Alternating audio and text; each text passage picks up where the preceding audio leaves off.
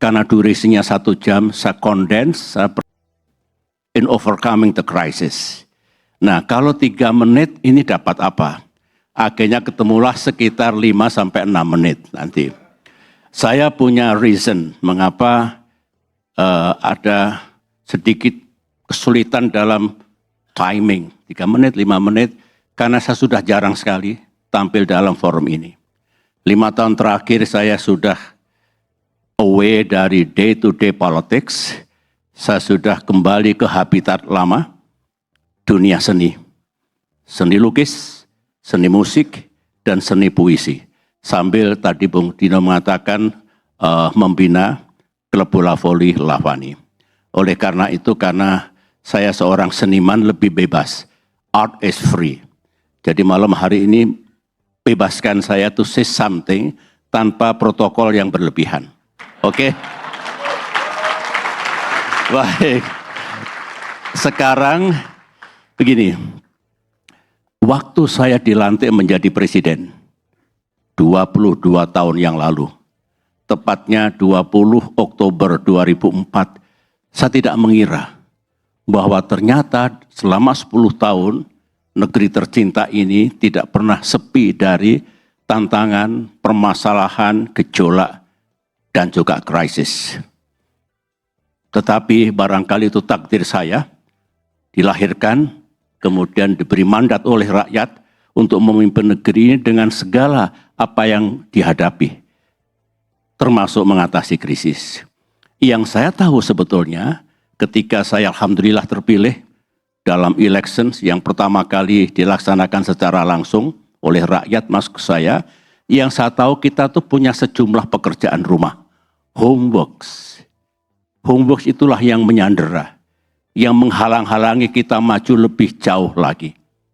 Dan saya tidak menyalahkan siapa-siapa, karena saya hormat dan respect kepada pendahulu-pendahulu saya, pasti mereka semua ingin berbuat yang terbaik, tapi karena circumstances, karena situation, terjadilah hal-hal yang menurut saya akhirnya menjadi tugas saya. Nah, untuk jelasnya, mari kita simak bersama sejumlah pekerjaan rumah, saya kira sebagian masih ingat, yang dulu menjadi tugas saya, tanggung jawab saya, kewajiban saya untuk melaksanakan. Sejak dilantik menjadi presiden, apapun permasalahan yang ada di negeri, it's my responsibility. Dan harus saya laksanakan untuk negeri tercinta. Silahkan disimak.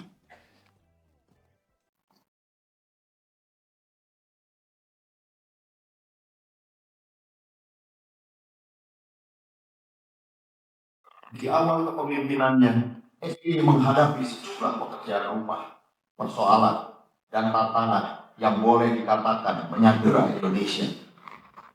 Apa pekerjaan rumah, persoalan, dan tantangan berat itu? Pertama, harga minyak dunia meroket sehingga sangat membebani APBN Indonesia. Kedua, konflik bersenjata Aceh masih berkecamuk dan belum bisa dihentikan.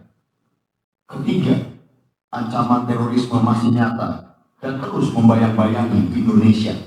Keempat, Indonesia masih disandera oleh utang IMF yang membuat pengelolaan ekonomi tidak leluasa serta seakan pula merendahkan harga diri bangsa Indonesia.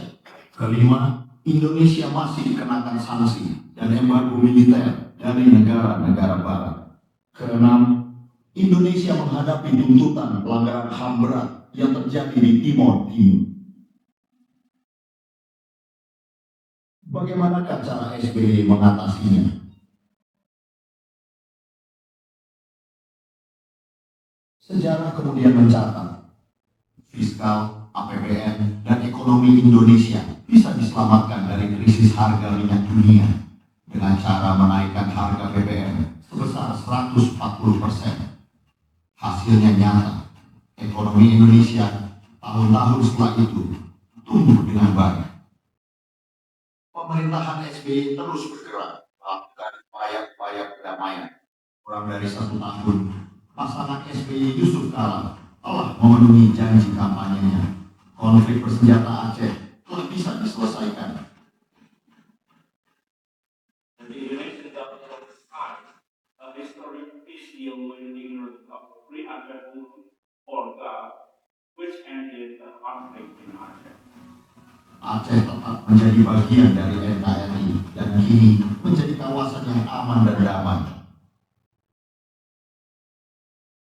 Ancaman terorisme pada masa kepemimpinan SBY telah dapat dikurangi secara signifikan.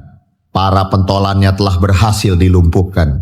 Dalam waktu yang sangat singkat, keseluruhan utang IMF telah dapat dilunasi pada tahun 2006 atau 4 tahun lebih cepat dari jadwal yang ada. Dengan diplomasi yang cerdas dan efektif, di akhir tahun 2005, sanksi dan embargo militer terhadap Indonesia telah dicabut. Sejak itu, Indonesia bebas menggunakan alutsista untuk menjaga keutuhan wilayahnya. Bahkan, pemerintahan SBY dapat melakukan modernisasi dan pembangunan kekuatan militer besar-besaran. Kapabilitas dan kekuatan Polri juga dibangun secara signifikan. Dengan pendekatan yang tepat, baik kepada PBB dan pemerintah Timor Leste, akhirnya gugatan internasional atas dugaan pelanggaran HAM berat di Timor Timur dapat diselesaikan. Kerangka yang dipilih oleh SBY dan pemimpin Timor Leste adalah kebenaran dan persahabatan.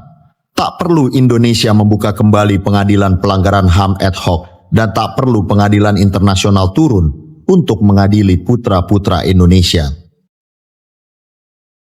Tak mudah untuk mengatasi keenam persoalan itu. Belum lagi persoalan-persoalan lain yang harus diselesaikan juga oleh pemerintahan SBY. SBY berpikir Indonesia perlu dibangkitkan kembali kepercayaan dirinya bahwa persoalan yang menyandera bangsa ini telah dapat diatasi.